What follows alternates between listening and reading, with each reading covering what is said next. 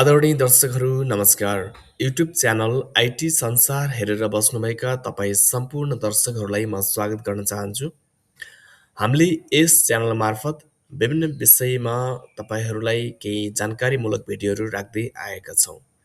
आजको यो भिडियोमा तपाईँहरूलाई कम्प्युटर फन्डामेन्टलको बारेमा केही जानकारी राख्नेछौँ। यो विशेष गरी एकाडेमिक कोर्समा समेटिएको कुरालाई चाहिँ यसले कभर गर्नेछ।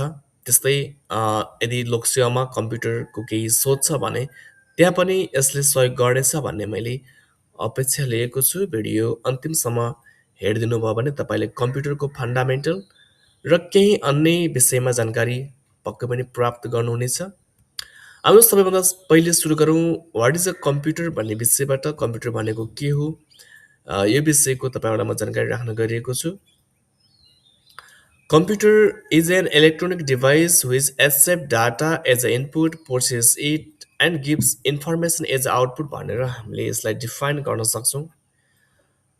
कुनै पनि विद्युतीय यन्त्र जसले डाटालाई इनपुटको रूपमा एक्सेप्ट गर्छ, त्यसलाई प्रोसेस गरेर मिनिङफुल आउटपुट एज अ इन्फर्मेसनको रूपमा रिजल्टको रूपमा दिने काम गर्छ र यसलाई फ्युचर युजको लागि चाहिँ स्टोर गरेर राख्ने काम गर्छ भन्ने हामीले बुझेका छौँ।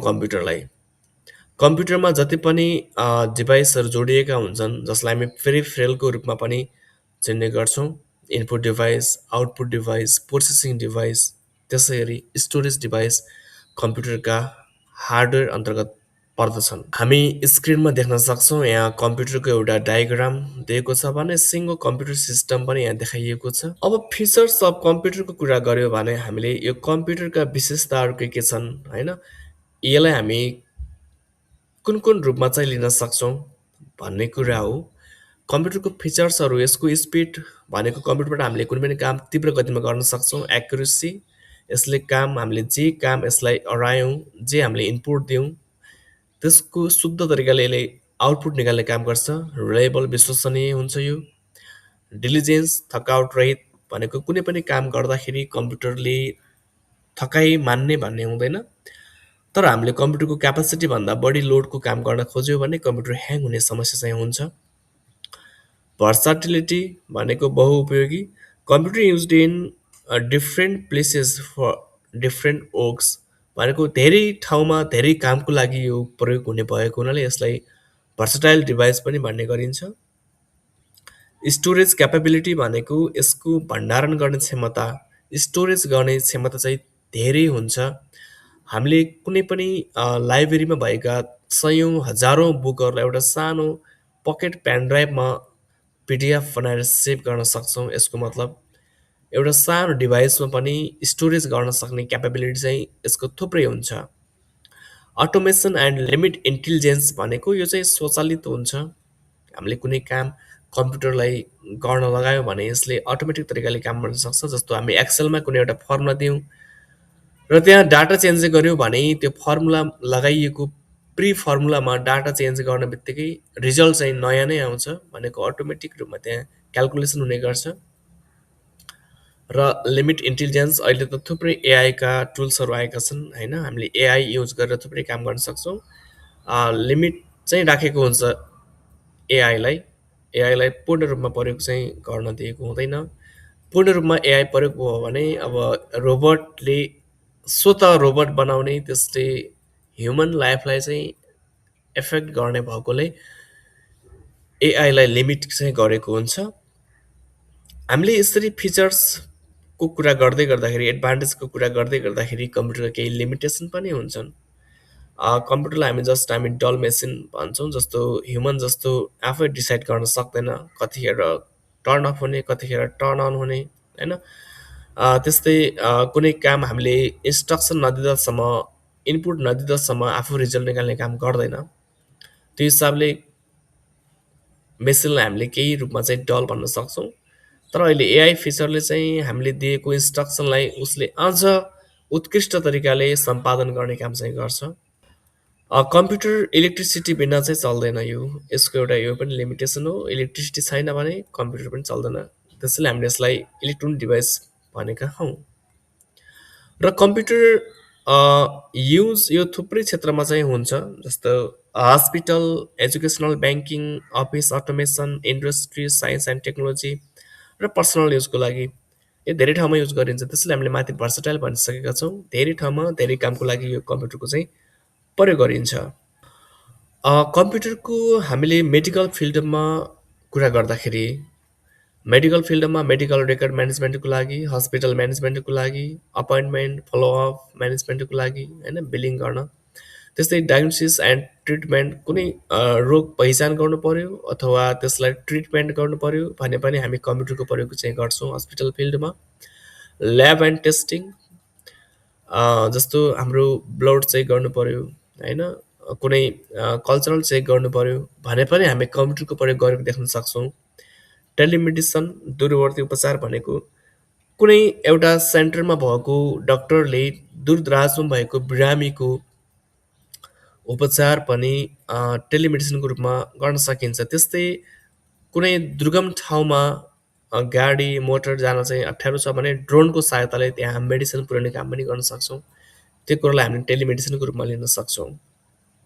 अर्को मेडिकल एजुकेसन एन्ड ट्रेनिङ भनेको छ अब हामीले विभिन्न किसिमका कम्प्युटरका टुल्सहरू प्रयोग गरेर, जस्तो पावर पोइन्ट हुनसक्छ, स्मार्ट बोर्ड हुनसक्छ, होइन, ती प्रयोग गरेर मेडिकलको एजुकेसन दिन सक्छौँ भने रिसर्च एन्ड ड्रग डेभलपमेन्ट, अनुसन्धान गर्नुको लागि र औषधिहरू विकास गर्नुको लागि टेस्टिङ गर्नु पऱ्यो, ल्याब टेस्टिङ गर्नु पऱ्यो। कुनै पनि नयाँ औषधि बन्न बित्तिकै त्यसलाई सिधै प्रयोग गर्न मिल्दैन। त्यस्तो अवस्थामा पनि हामीले कम्प्युटरको प्रयोग गर्न सक्छौँ।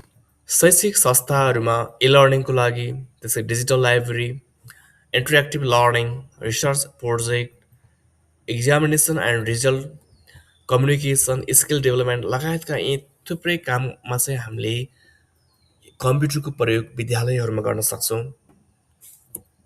हामी विद्यालयमा देख्न सक्छौँ, जस्तो ल्याबहरूमा विद्यार्थीहरू लिएर प्र्याक्टिकल वर्क गर्नुको लागि, ई लाइब्रेरीको लागि, रिजल्ट प्रकाशन गर्नको लागि, त्यस्तै शिक्षकहरूलाई तालिम दिनु पर्यो भने पनि हामीले कम्प्युटरको प्रयोग चाहिँ विद्यालयमा भएको देख्न सक्छौँ। अर्को importance of computer in office भनेको छ कार्यालयहरूमा। अहिले त अब प्राय कार्यालयहरू पेपरलेसको कन्सेप्टमा जाँदैछन्, होइन, धेरै कामहरू कम्प्युटरमा भएको देख्न सक्छौँ। अहिले हस्तलिखित चिठी पत्रहरू चाहिँ हामी कुनै पनि कार्यालयमा चाहिँ देख्दैनौँ। डकुमेन्ट प्रिपरेसन गर्नको लागि, डाटा स्टोरेज म्यानेजमेन्ट गर्नको लागि, मेल कम्युनिकेसन गर्नको लागि, ई गभर्नेन्स, विद्युतीय सुशासनको लागि, होइन, यी थुप्रै कामको लागि कम्प्युटर चाहिँ अफिसहरूमा, कार्यालयहरूमा, सार्वजनिक कार्यालयहरूमा प्रयोग भएको देख्न सक्छौँ। त्यस्तै ब्याङ्कहरूमा लगायत धेरै ठाउँहरूमा चाहिँ कम्प्युटर अहिले प्रयोग भएको देख्न सक्छौँ हामी। अब एउटा कन्सेप्ट अर्को रहेको छ computer ergonomics, health problems caused by computer and how to take precaution भन्ने टपिक रहेको छ। यो भनेको कम्प्युटर हामीले कसरी चलाउने, कम्प्युटर चलाउँदाखेरि कस्तो खालको हेल्थ प्रब्लम चाहिँ स्वास्थ्यमा समस्या आउन सक्छन् र ती समस्याहरूलाई कसरी चाहिँ समाधान गर्ने, ती समस्या आउन नदिन के गर्ने, सुरक्षित उपायहरू के अपनाउने भन्ने कुरा हो। कम्प्युटर एर्गोनोमिक्स भनेको the science of designing and arranging a computer orchestration to maximize comfort, efficiency, and well-being while minimizing the risk of injuries and discomfort. कुनै पनि कम्प्युटर चलाउने ठाउँ अथवा ल्याब, त्यहाँ चाहिँ कम्प्युटरलाई मिलाउने काम कम्प्युटर एर्गोनोमिक्स हो। कम्प्युटर एर्गोनोमिक्सले हामीलाई कम्प्युटर ल्याबमा बसाइ व्यवस्थापन सही बनाउँछ, हामीलाई सहज तरिकाले बसाउने व्यवस्थापन गर्छ। हामीले कम्प्युटर मात्रै नभएर हाम्रो मोबाइल अथवा ल्यापटप चलाउँदाखेरि पनि हाम्रो बसाइको पोस्चर चाहिँ सही हुनुपर्छ भन्ने कुरा कम्प्युटर एर्गोनोमिक्स हो। यदि कम्प्युटर एर्गोनोमिक्स सही भएन भने हाम्रो आई स्ट्रेसन हुने, रिपिटेटिभ स्ट्रेन इन्जरिज हुने, ब्याक एन्ड निक पेन, पछाडिको ढाड दुख्ने, होइन, shoulder and wrist pain, mental fatigue and stress are main problems cause by use of computer. एकदम एक्सेसिभ युज गरियो कम्प्युटरको, त्यो पनि बसाइ व्यवस्थापन सही भएन, लगातार हाम्रो कम्प्युटरमा काम गराइभयो भने यो खालको समस्या चाहिँ आउँछ। त्यसैले हाम्रो तस्विरमा देखाए जसरी बसाइको पोस्टर चाहिँ यो खालको हुनुपर्छ। हाम्रो ढाड सिधा, हाम्रो बसेको कुर्सीमा पछाडि सपोर्ट हुने तरिकाले बस्नुपर्छ। Adjust work place with proper ventilation, chair and monitor at the good position.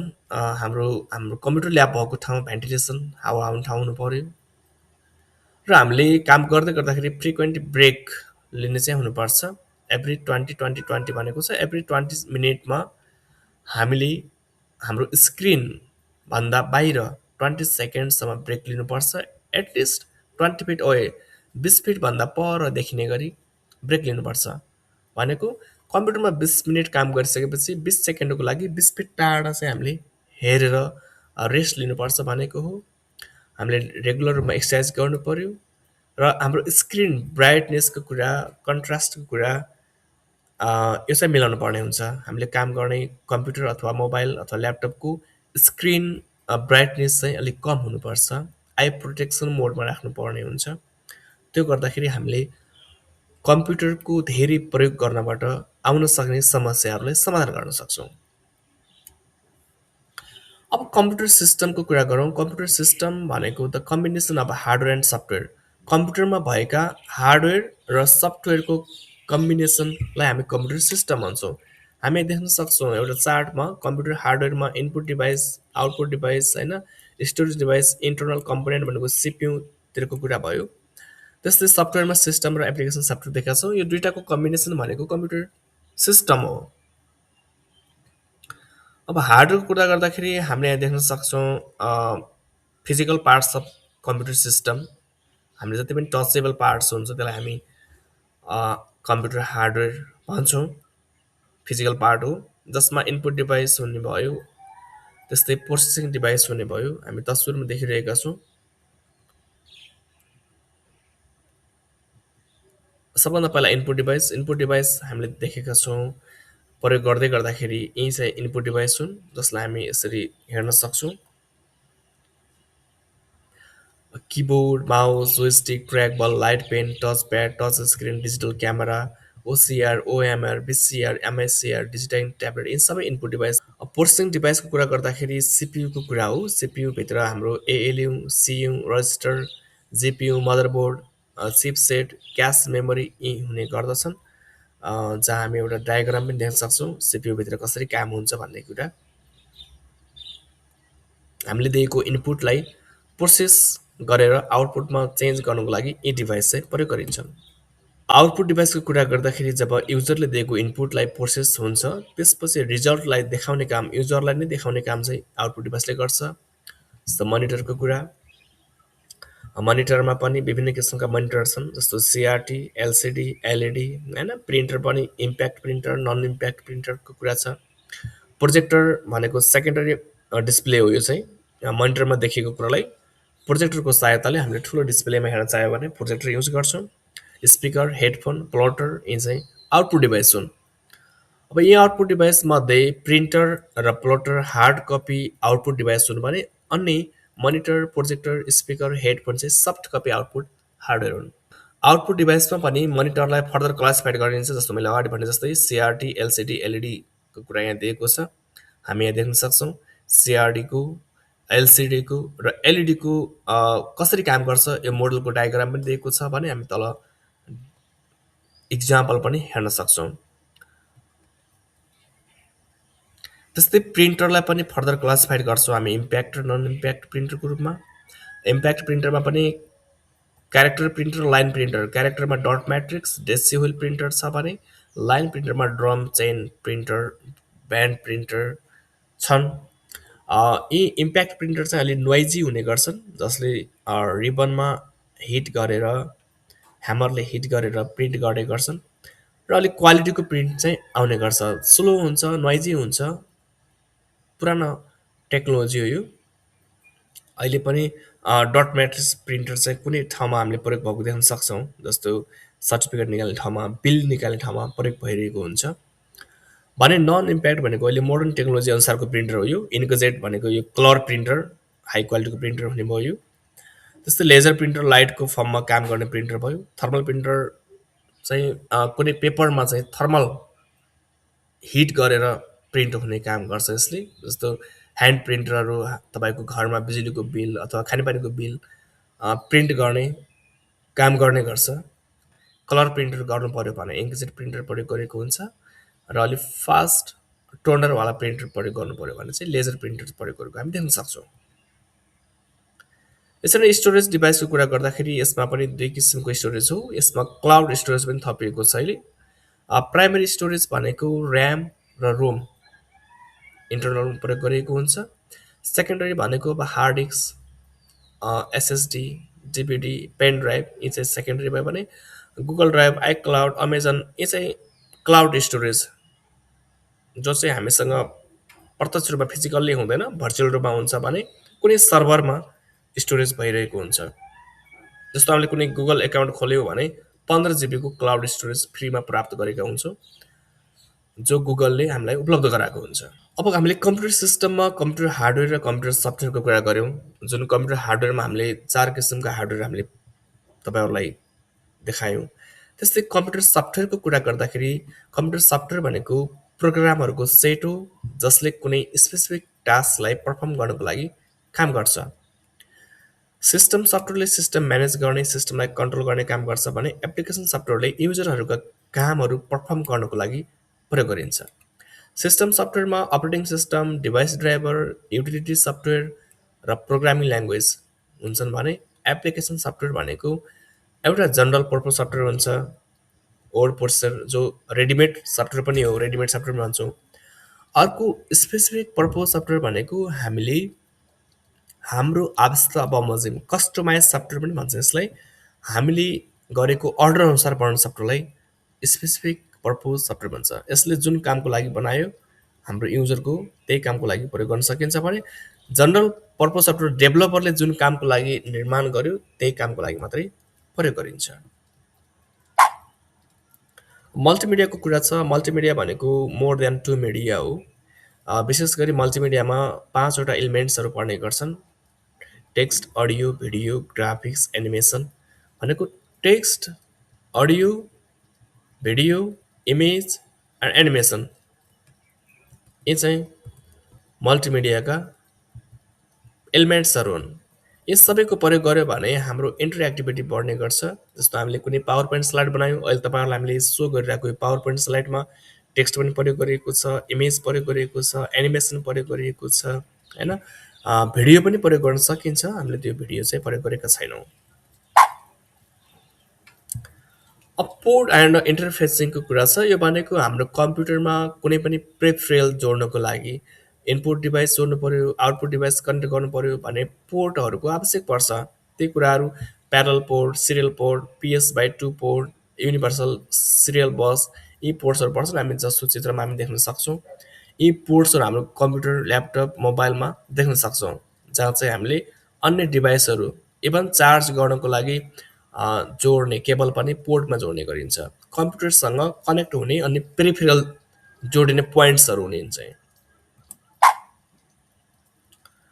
त्यस्तै इन्टरफेसिङको कुरा गर्दाखेरि हाम्रो कम्प्युटरमा आइडी, त्यस्तै पाटा र साटा यी चाहिँ हाम्रा इन्टरफेस हुन्। इन्टरफेस भनेको चाहिँ हाम्रो कम्प्युटरलाई स्टोरेज डिभाइससँग कनेक्ट गर्ने केबल हो, जुन केबलको कुन प्रविधि प्रयोग गर्ने भन्ने हो। अब आइडीमा 40 पिन्सदेखि 80 पिन्ससम्मको रिबन प्रयोग गरिएको हो, यो चाहिँ अलिकता ओल्ड हो। पाटा भनेको यो आइडिएकै न्यू फर्म हो र साटा अहिलेको टेक्नोलोजी हो, सिरियल एडभान्स टेक्नोलोजी। पाटा भनेको प्यारलल एडभान्स टेक्नोलोजी हो भने साटा भनेको सिरियल एडभान्स टेक्नोलोजी। अहिले अहिलेको कम्प्युटरमा प्रायः यो साटा नै देखिन्छ। अब कम्प्युटर फन्डामेन्टलको कुरा गर्दाखेरि हामीले इन्टरनेटको कुरा पनि गर्छौँ। इन्टरनेटमा हामीले प्रयोग हुने टर्म्सहरू केही देख्न सक्छौँ हामीले, जस्तो ब्राउजर। ब्राउजर भनेको हामीले कुनै पनि नेट चलाउन प्रयोग गर्ने सफ्टवेयर, जस्तो Google Chrome, internet explorer, opera mini, Firefox, brave हो, थुप्रै सफ्टवेयरहरू छन् जहाँ हामी इन्टरनेट एक्सप्लोर गर्छौँ, त्यसलाई हामी ब्राउजर भन्छौँ। अर्को डब्लु छ। डब्लु भनेको वर्ल्ड वाइड वेब, जुन चाहिँ लाइब्रेरी हाम्रो संसारभरि विश्वभरि भएका डिजिटल कन्टेन्टहरूको लाइब्रेरी हो। कुनै पनि वेबसाइट डब्लुबाट स्टार्ट भएका हुन्छन्। वेबसाइटको कुरा गर्दाखेरि हामीले website is the collection of web page. संसारभरि रहेका जति पनि डिजिटल कन्टेन्टहरू छन् ती चाहिँ वेबसाइटमा आधारित भएका हुन्छन् भने web page is the page of website. A single page of the website is the web page. Search engine हामीले कुनै पनि वेब ब्राउजरमा डाटा खोज्नको लागि कुनै पनि डिजिटल कन्टेन्ट खोज्नको लागि सर्च इन्जिनको प्रयोग गर्छौँ। सेम लाइक आर्टिफिसियल इन्टेलिजेन्स, अहिलेको रिसेन्ट टेक्नोलोजी, हामीले धेरै कुराहरू एआईको माध्यमबाट खोज्ने गर्छौँ। ChatGPT, Gemini, DeepSeek are the example of AI. E-commerce, it means the electronic buying and selling on the internet. इन्टरनेटको माध्यमलाई प्रयोग गरेर हामीले कुनै पनि गुड्सहरू सामानहरू त्यहीँबाट सपिङ गर्न सक्छौँ भने त्यो इकमर्स हो। यो ecommerce B to B, business to business पनि हुनसक्छ होइन, अथवा B to G, G to G, एउटा गभर्मेन्टले अर्को गभर्मेन्टसँग किन्न सक्ने भयो, एउटा व्यापारीले अर्को व्यापारीसँग किन्न सक्ने भयो, अथवा कुनै पर्सनल व्यक्तिले कुनै व्यापारीसँग किन्न सक्ने भयो। त्यो भनेको विभिन्न फर्म्सहरू छन्। कुनै पनि सामानलाई किन्न र बेच्नको लागि इन्टरनेटको प्रयोग गरिन्छ भने हामी त्यसलाई चाहिँ इ कमर्स भन्ने गर्छौँ। त्यस्तै इ गभर्मेन्ट छ, विद्युतीय सरकार। हामीले कुनै पनि सरकारका सेवा सुविधाहरू विद्युतीय माध्यमबाट प्राप्त गर्न सक्छौँ। जस्तो नेपालको हकमा नागरिक एक्टबाट हामीले विभिन्न डकुमेन्टहरू, प्यान कार्ड, सिटिजनसिप कार्ड, त्यस्तै राष्ट्रिय परिचय पत्र, नेसनल आइडी कार्ड होइन, प्राप्त गर्न सक्छौँ। त्यस्तै अन्य सिफारिसहरू पनि त्यसरी नै प्राप्त गर्न सक्छौँ भने त्यो इ गभर्मेन्टको कुरा हो। इ गभर्मेन्ट सँगसँगै इ गभर्नेन्सको कुरा पनि छ, विद्युतीय सुशासन। कुनै पनि कार्यालयलाई पारदर्शी बनाउनु पर्यो होइन, जवाबदेही बनाउनु पर्यो भने हामीले विद्युतीय सुशासन पनि प्रयोग गर्न सक्छौँ। जस्तै इ हेल्थ, हामीले अघि टेलिमेडिसिनको कुरा गरेका छौँ। विद्युतीय माध्यमबाट हामीले कुनै पनि स्वास्थ्य सेवाहरू पुर्याउन सक्छौँ भने त्यो चाहिँ इ हेल्थ हुन्छ। भिडियो कन्फरेन्सिङ, हामी दूरदराजमा भएर अथवा कुनै एउटा कन्ट्रीको अर्को कन्ट्रीको साइडमा जस्ट फिजिकल कुरा गरे जस्तै हामीले कुराकानी गर्न सक्छौँ भिडियो कल गरेर। जस्तो वाट्सएप, म्यासेन्जर, जुम लगायतका कुराहरूबाट भिडियो कन्फरेन्सिङ गर्न सक्छौँ। त्यो पनि इन्टरनेटको युज भयो। अर्को इमेल रहेको छ, विद्युतीय पत्राचार। अहिले यो हुलाकबाट हुने जति पनि पत्राचार थियो पहिलेको, यो टोटली अहिले इमेलको माध्यमबाट हुने गर्छ। जस्तो नेपालमा चर्चित इमेलहरू चाहिँ जिमेल भयो, वेब मेल भयो। यी कुराहरूले गर्दाखेरि अहिले पत्राचारलाई चाहिँ एकदम फास्ट बनाएको छ र रिलायबल बनाएको छ। अब यो कुरा गरिरहँदाखेरि कम्प्युटर इथिक्सको कुरा छ। कम्प्युटर इथिक्स भनेको हामीले कम्प्युटरको प्रयोग गर्दाखेरि कस्तो खालको नैतिक गुणहरू चाहिँ अपनाउनु पर्छ होइन। कम्प्युटर प्रयोग गर्दाखेरि जे पनि गर्न मिल्ने हुँदैन, यसको पनि आफ्नो नैतिकता हुन्छ। ती कुराहरूलाई चाहिँ हामीले कम्प्युटर इथिक्स भन्छौँ। The study of moral principle that guide the responsible use of computer, information system and digital technology. अहिलेको यो प्रविधि प्रयोग गर्दाखेरि कस्तो कुराहरूलाई ख्याल गर्ने, ती कुराहरूलाई चाहिँ हामीले कम्प्युटर इथिक्स भन्छौँ। जस्तो प्राइभेसी एन्ड सेक्युरिटी भनेको छ, हामीले कम्प्युटर चलाउँदै गर्दाखेरि कसैको प्राइभेसीको कुराहरू र कसैको सेक्युरिटीको कुराहरूको हामीले चाहिँ ख्याल गर्नुपर्ने हुन्छ। इन्टेलेक्चुअल प्रपर्टी भनेको कम्प्युटरमा सम्पादन गरेका, कम्प्युटरमा बनाइएका कुनै पनि कुराहरू अथवा कसैको आफ्नो पर्सनल सम्पत्ति, लेख रचनाहरू होइन, गीत सङ्गीतहरू, यो हाम्रो कम्प्युटर प्रयोग गरेर त्यसलाई मोडिफाई गर्ने, पब्लिस गर्ने काम चाहिँ गर्न मिल्दैन। त्यो चाहिँ एउटा साइबर क्राइम अन्तर्गत चाहिँ पर्न जान्छ। त्यस्तै अर्को साइबर क्राइम र साइबर सेक्युरिटीको कुरा छ। कुनै पनि कम्प्युटर अथवा इन्टरनेटको प्रयोग गरेर, आइसिटीका टुल्सहरू प्रयोग गरेर गरिने क्राइमलाई चाहिँ हामी साइबर क्राइम भन्छौँ। कसैको चरित्र हत्या गर्ने होइन, आक्षेप लाउने, ती कुराहरू साइबर क्राइम अन्तर्गत पर्दछन्। त्यो पनि हामीले गर्न मिल्दैन। अर्को एक्सेसिबिलिटी भनेको छ, पहुँचयोग्यता भनेको छ। एक्सेसिबिलिटी भनेको हाम्रो कम्प्युटरमा कसैले अनाधिकृत रूपमा चाहिँ एक्सेस पुर्याउने, पहुँच पुर्याउने काम, अथवा हामीले कसैको कम्प्युटरमा पहुँच पुर्याउने काम चाहिँ गर्नु हुँदैन। कसैको कम्प्युटरमा सेक्युरिटी नहुनसक्छ, लक नहुनसक्छ, अथवा त्यो लक छ भने पनि हामी त्यसलाई तोड्न खोज्ने होइन, क्र्याक गर्न खोज्ने त्यो काम चाहिँ गर्नु हुँदैन। अर्को डिजिटल डिभाइड भनेको छ। यो भनेको कम्प्युटर जान्ने र नजान्ने बिचको एउटा ग्याप हो। जस्तो अर्बन एरियामा कम्प्युटर धेरै जानेको हुन्छन् भने चाहिँ रुरल एरियामा चाहिँ, ग्रामीण इलाकामा चाहिँ कम्प्युटर धेरै जानेका हुँदैनन्। अब त्यो दुवै बिचलाई एउटै खालको कुरा दिन खोज्यो भने कसैले चाहिँ धेरै बुझिदिन सक्छ, कसैले चाहिँ नबुझ्न सक्छ। अथवा सेवाको कुरा गर्दाखेरि पनि हामीले सबै विद्युतीय शासनतिर गयौँ भने टाठो बाठोले अथवा कम्प्युटर जानेकोले चाहिँ धेरै त्यो सेवा लिन सक्छ भने नजानेको त्यो सेवाबाट वञ्चित हुने भएको हुनाले यो डिजिटल डिभाइड हुने गर्छ। यो कुरालाई चाहिँ हामीले ख्याल गर्नुपर्ने हुन्छ। अर्को अकाउन्टेबिलिटी एन्ड ट्रान्सपेरेन्स छ।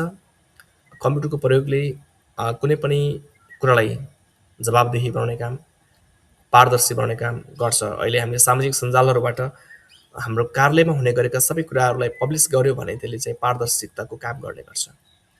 Ethical use of AI and automation भनेको छ एआईको सदुपयोग हुनु पर्यो भन्ने कुरा हो। यो नैतिक प्रयोग